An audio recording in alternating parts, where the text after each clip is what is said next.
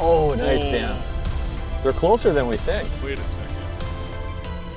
Oh, Bubba. Horses. This is a horse. That thing is huge. That thing is huge. Jeez. Yeah, that's a big one, man. That is big. Holy cow. That is a special ancient crappie. That is a super tank. Ooh, this is big too. Oh, this is big. Let's see if we can double up on 2-pounders. That's bigger than a dinner plate. Yeah, these are absolute studs. Ooh, nice one. Hey, I don't know.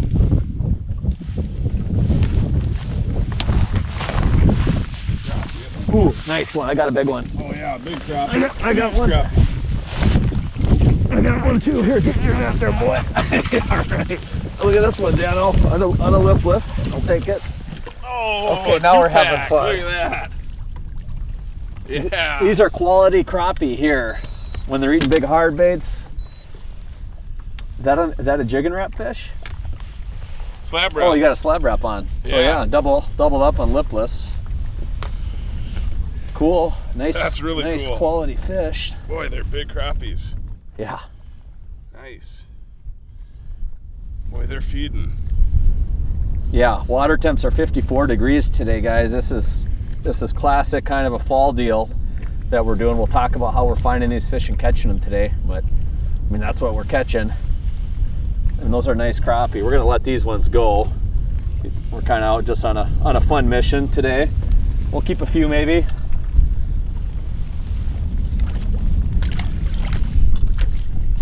Oh, Dan's smoking them. Okay. I gotta put that, I'm grabbing the lipless. Too much fun. I'm going back to the lipless. Yeah. Well, you keep messing with that stuff, Ryan. I'm gonna keep throwing the slab wrap, just catching them every cast. Cool.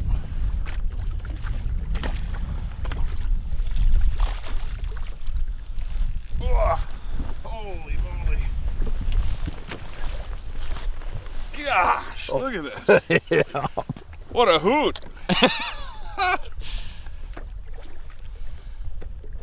As badly as I want to go fish the shoreline for bass, I'm okay with this. We're gonna end our days fishing nothing but crappie. But I love it now, boy. It's tough to beat that. Gosh. Slab wrap. A little pink, in my opinion. I don't know, I always love pink for crappies. And apparently, it's working. What do you think? For Jillian or let it go? You can let him go. We'll let this guy go, huh?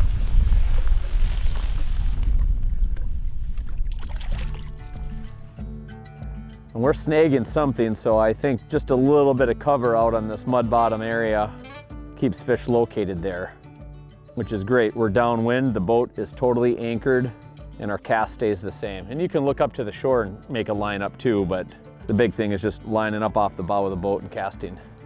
We're probably, there's another one. Man, that's like 4 and 4 casts. Staying off them too, I think, helps a lot. Don't you think, Ryan? It's a big deal, yeah. We've seen it a lot. They do get spooked. Oh, that's another giant, Dan. That thing is huge. That thing is huge. Yeah, it's a huge crappie. Man, look at this one's bigger. That is bigger. That's that. Oh man, that's a huge one. Ah, it's like a bass. Jeez. Yeah, that's a big one, man. That is big. Holy cow. On crankbaits, why mess around? I haven't caught a crappie this big in a long time, man. That is a special ancient crappie. Oh, I got one out. Ooh, this is big too. Oh, this is big. Let's see if we can double up on 2-pounders. Can I borrow this, bud? Yep. All right. Not as big as Dan's, but it's no slouch. Oh, just unhooked himself. Boy, that's a nice one, Ryan. Yep. Yeah, That's on a slightly different bait. That's on a rip and wrap. Same deal though, it's UV orange. Nice. look at the mouth in that thing. Oh yeah. Yeah, these are, Sheesh. you know, and when you catch fish like this, we're gonna let all these big ones go, especially when you're fishing lakes that are in that 1,000-acre range. These are really big old fish. We love catching them, so we'll keep some of those 10, 11 inchers for the frying pan. They taste the same, and let these big ones go. So you can kind of see what's going on. We got our bow stack up here. We got 360 going. We're in a mud bottom area, and look at that. Here's my boat, here's my 12 o'clock. We had dropped a waypoint using side imaging from the console on those fish, and there's something holding some of these fish at that location. And then we get up on the bow, drop the trolling motor, we got our waypoint for reference, and then we got a nice clock to line up on. And I think there's a snag, or there's something holding fish here. It could be a sunken tree, piece of cedar, or I don't know what, but that's where we're getting bit. So we're just making a cast. Here's my casting rings, 17 foot, 35 foot, so it's about or 50 foot. So we're making about a 50-foot cast beyond those fish, letting our bait sink to the bottom and then just working it up off a bottom through. And that's kind of the tactic. See, there's a quality fish below me on 2D. So 2D is still a valid technology. We got both. So we're able to look around the boat in 360, and then we're always keeping an eye directly below the boat with 2D sonar. Otherwise, you're just kind of, got him. You're totally blind fishing. I swam that fish right to where he was underneath the trolling motor. I mean, yeah, nice little crappie, yeah. You want to keep that drag nice and loose with these treble hooks. These little paper mouth. Look at that, that is awesome. Pretty as a picture, man, yeah. Crappies on hard baits is just a blast. That's a good harvestable size. I think Jillian would appreciate that one for the frying pan. We can keep a couple of those. I would say. All right. Jillian will thank you. But as I was saying, I mean, water temps are around 55 degrees right now. We've lost a lot of our shallow fish, and this happens throughout, I'd say, northern tier states in the fall months. They shift out of the shallow weeds, and they just kind of drop down into the basin. But there's nothing to really hold them, so they're just roaming around, and that's where the sonar is pretty valuable. You can just drift around and catch one here or there, or you can go out and hunt them if you have the right fish finder technology. And the big thing is casting to them. Oftentimes these fish get spooked below the boat. So Dan just fired out there again. Tried to throw it right. I hooked whatever's down there to kind of have a good frame of reference where it is, and he grabbed it right on the fall. Cool, they're eating the lipless. I mean, that's a great bait. Oh, that's a giant. That's a netter, Dan. That is a big old crap. That is a big one, Dan. Holy smokes. We're gonna get a measure on that one. That's pushing that magical 15 mark, 15-inch mark. Jeez, that's cool. What a fish. A special fish. Yeah, it's a beauty, boy. Look at that. You don't see them like that every day. Isn't it a nice lift? Nice lift right there. Oh man, that is Oh, that's a big crappie. We don't do this a lot on camera, but it is kind of nice to bump them every now and then. We'll definitely let this one go. Yeah. These are good spawning stock, but at least 14. So yeah, it's 14-inch fish. Yeah. But nice and tall. Boy, it's a big 14.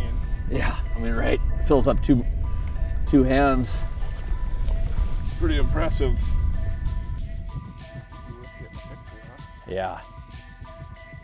Oh, there we go. Perchy. Nope, that's growing a little.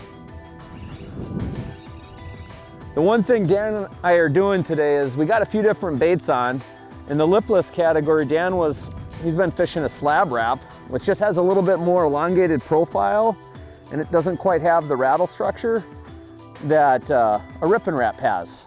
You know, and there's a lot of different lipless crankbaits on the market that work, but the Rapala ones come in the right colors and the right sizes. That's the important thing for crappie. We fish downsized lipless crankbaits a little bit.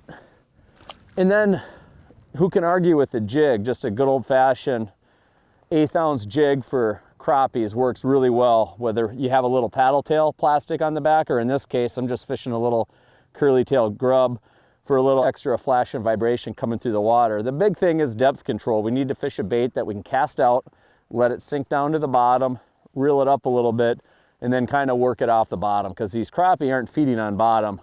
Their eyes are positioned to feed upward in the water column, so we check bottom with the weight of the bait, but then we get the bait up and kind of work it, I'd say about 5 feet off of the bottom on the way back to the boat. So a jig and a lipless today is working good, and this is bigger than, you know, a lot of crappie baits we may use up north. This would be more common down south on big reservoirs. But when you're fishing a bigger class of fish, you want to fish a little bit bigger bait. And I'd say the lipless is a prime example. We're able to kind of weed out those smaller fish and more selectively focus on big crappie. I mean, if you're fishing a system that has big crappie, go with the hard baits, man. They catch them. Yeah, they do. You having fun, Dan? I'm having a lot of fun. Oh, look at wow. that, a little tiny one. Been getting spoiled with those huge ones. Here's one come back to earth here. The normal sized crappie. It's good to see though. And if you're a multi-species guy, you can't argue the fact that you're going to catch walleye, you're going to catch pike, and if there's some largemouth around or smallmouth, you'll catch them on those lipless too. So it's a good bait to just put on a rod to catch a variety of game fish. They all eat them. They like the profile, they like the sound, and 2 sticky treble hooks usually finds purchase somewhere in their mouth. Both you widen up in the frame, so. Ooh, there we go. The one thing with 362 is just make note of your range rings, and get a sense as to how far you got to cast. Once you get that dialed, now you're putting the bait, at the right casting distance out. And our rule of thumb is we like to cast beyond where we think the fish are and then work the bait, into their space.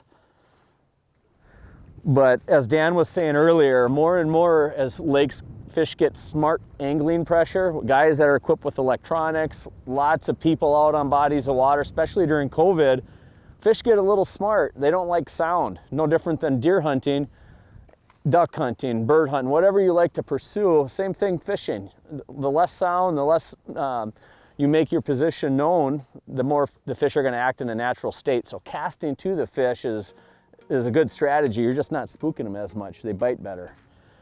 And one thing I do on 360 is just to familiarize yourself with it, lay your rod like this. Here's the boat. That's 12 o'clock. So if the fish are right there, cast there. 1 o'clock, 2 o'clock, 3 o'clock, so on and so forth. So it makes it pretty easy to get accurate lineups. And usually your school, a good sized school, might be 10, 20 feet wide. So you're gonna catch a piece of it. Ooh, there he is. Ooh, nice. That was fun. Just watch the line jump. Oh, this it's like I'm bass fishing, man. This isn't one of those jumbos, but boy, just crappie, quality crappie fights awesome on light tackle. I'm gonna keep this guy here. That's a nice cutter. It's like he got bit by a pike at some point there. Kind of a old battle wound. Pretty, really pretty in the fall light. Oh, Dan's got a huge one. Biggin? Biggin. Oh yeah.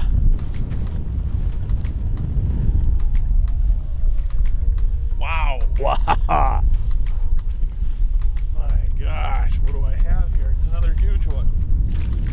Oh, he's not even. Oh, just a real nice one, Dan.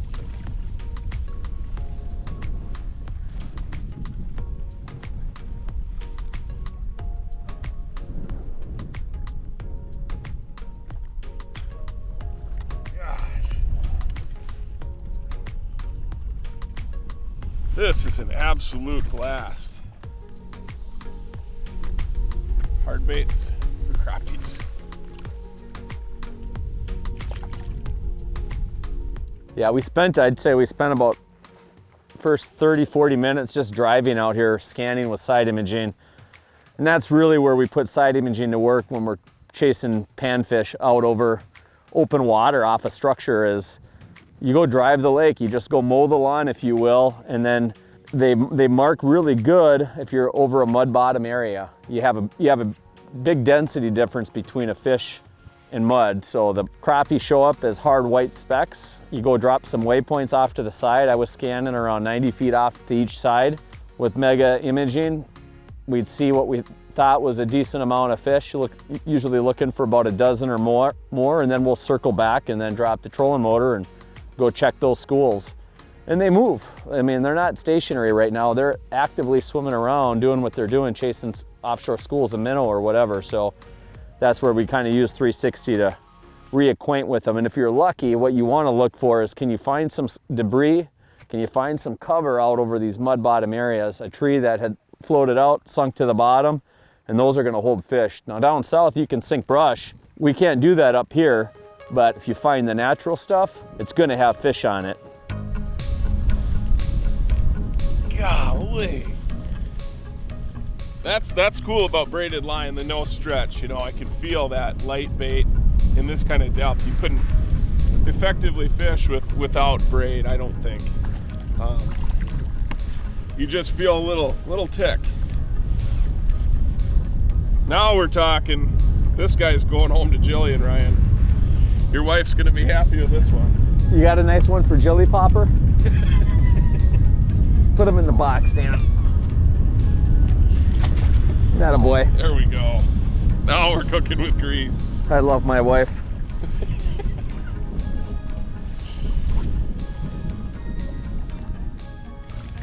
Oh, nice, Dan.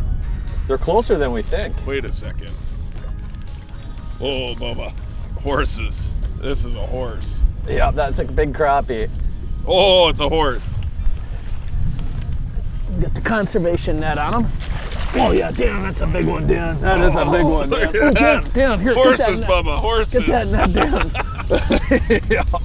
Oh, look at this. This is another, like, just super freak giant. That is a super tank. Oh, here's a little 13-incher. Look at this guy. Not bad. Ooh. Easy, buddy.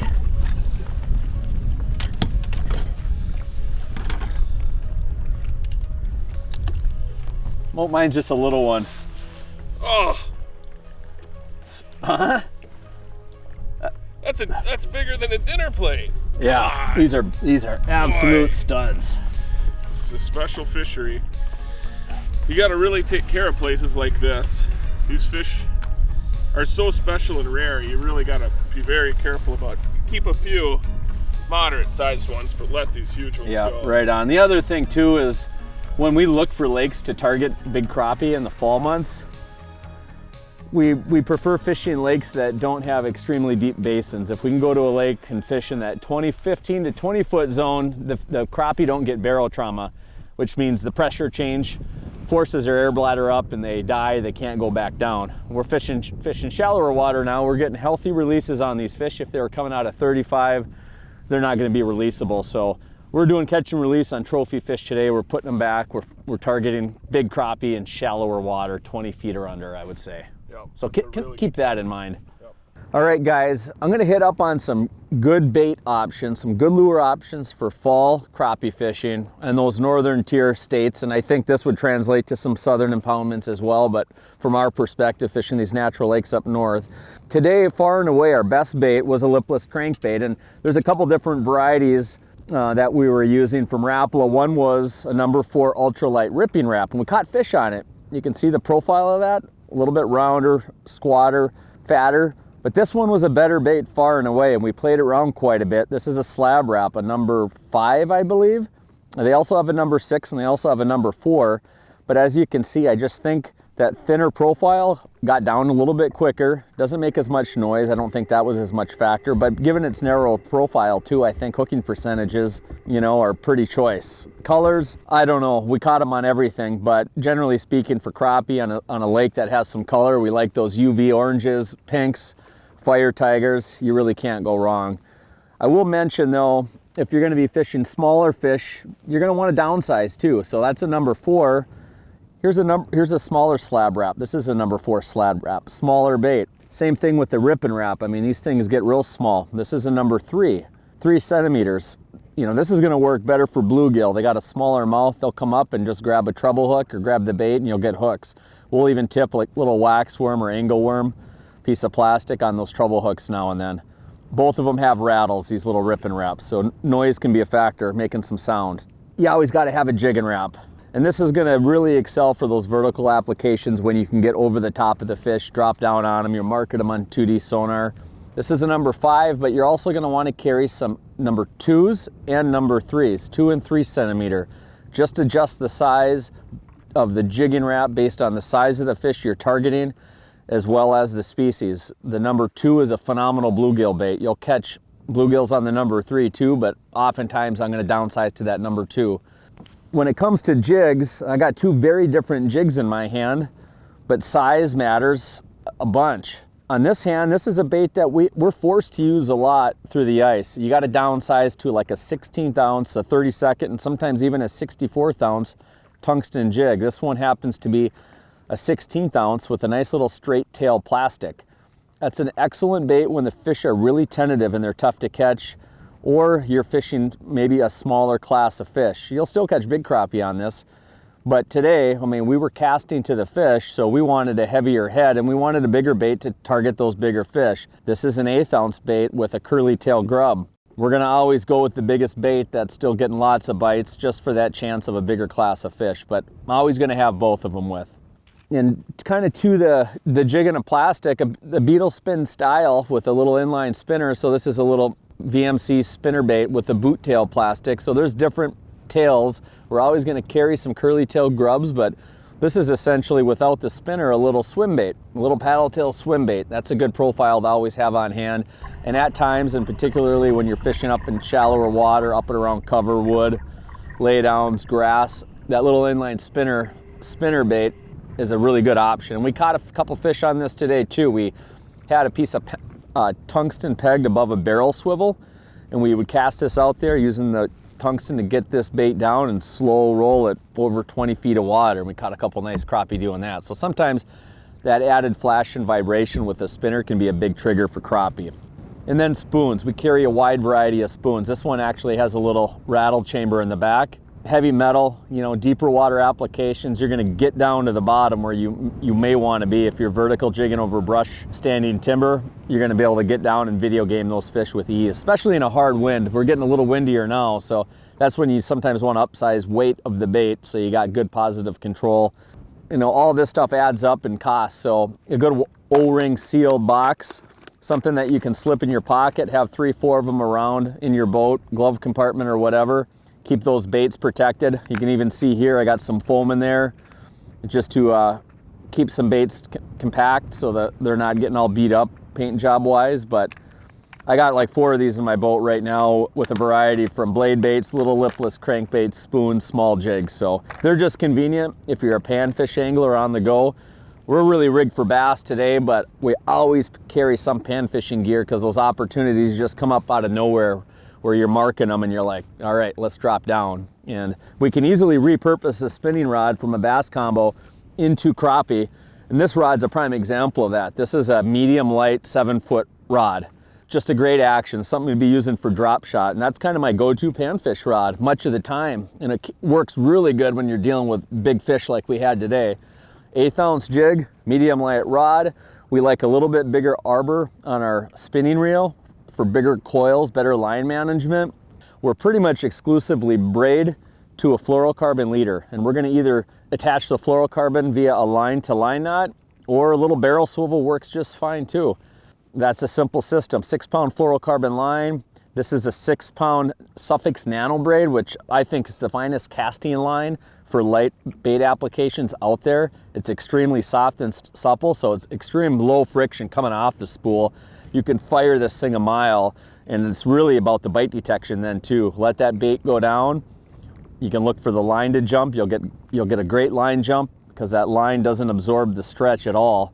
So your bite detection's excellent, and then your hookups are really good too. You can kind of reel set those fish, reel down, just give them a light pop, and because that braided main line has no stretch, I mean your hookup ratio is phenomenal. But it's really about feeling that bait because bite detection can be difficult, especially with lift bites. A crappie's coming up like this, grabs that. I just may notice a slight change in the characteristics of that line on the surface, know something's different, reel down, I got the fish. Whereas with maybe mono or straight fluoro, I'm not quite getting that bite detection due to anywhere from 25 to 35% stretch, which is very common. And I'm definitely not getting that casting distance. That seemed to be pretty key today. We had some sunken wood, probably a big tree out about 50, 60 feet in front of us, and we were making casts to it. So we were able to keep the boat off the fish, reach the spot, casting into the wind with light baits, using a good light braid. You're not gonna go wrong with 6-pound test. And the one thing when you're dealing with braid, you're gonna get this around the wood. It's not gonna break. You got a lot better abrasion resistance, and a little bit of fluorocarbon for invisibility, a little bit of forgiveness, a stretch on the business end here, and you can't go wrong for most panfish applications. This one's a medium light, and we'll also carry a light action rod, or a light power rod rather. So this is a light power rod with a fast action tip, and that worked fine too. Again, braided mainline, decent sized reel, and you're ready to rock and roll on these panfish. Don't be scared to go a little bit limber on the rod action with braid either. You know, you can easily, especially when you're fishing a treble bait, you can tear those hooks out if you get too aggressive. I was fishing a jig on this medium light, which I liked a little bit more power to the rod, but no different than crankbait fishing for a bass. Having a light power, more parabolic rod with those treble hooks just gives you a little added forgiveness, so you're not tearing out those skin hook fish. So that's a quick rundown on some good bait options that are going to get you bit in the fall months. Water temp from 55 degrees right on down to freezing.